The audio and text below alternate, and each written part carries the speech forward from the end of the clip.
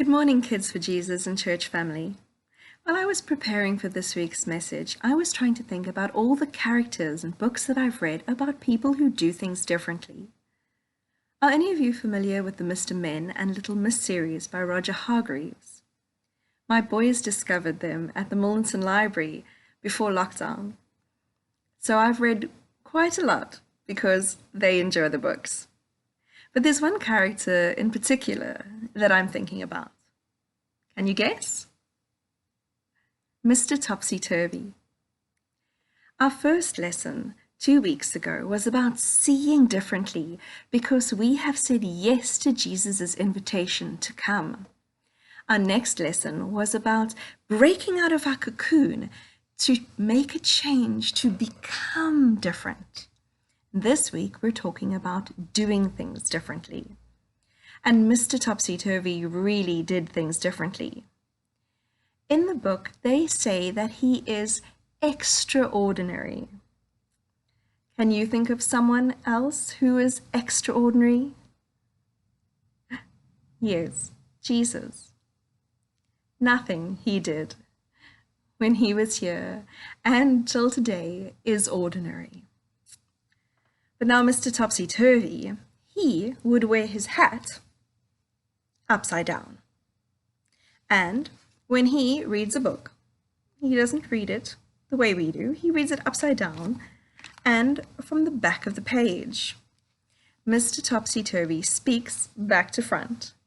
And when he goes to the shop to buy socks, he doesn't put them on his feet. Oh no, he puts them on his hands.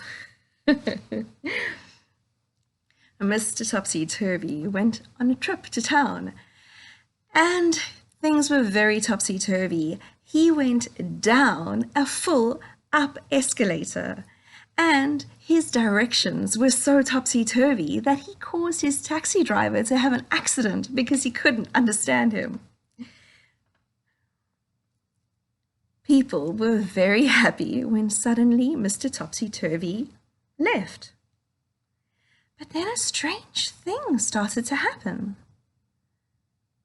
People started to speak in a topsy-turvy way.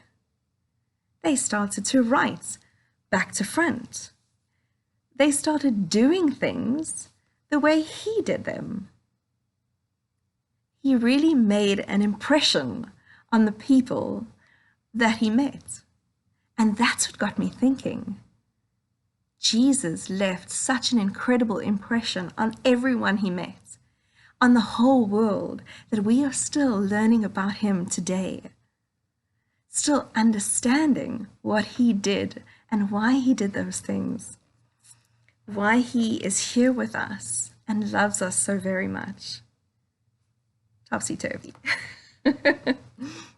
Now, Jesus was a teacher, but he didn't teach numeracy or literacy.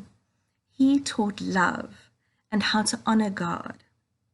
People came from all over to hear him and spend time with him. And the more time they spent with him, the more they could see differently. And the more they could see differently, the more they wanted to be different. But they couldn't stop there. Once you become different, you have to do things differently as well. But there were people who did not approve. They couldn't understand Jesus and why people were suddenly doing things differently, the way Jesus wanted them to do it, instead of the way they wanted them to do it.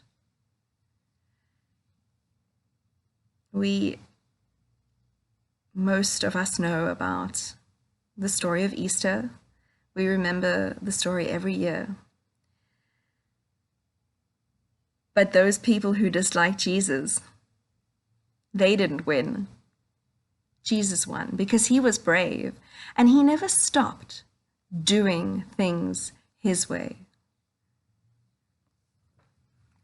Now, Jesus invites us to see, to be, and to do.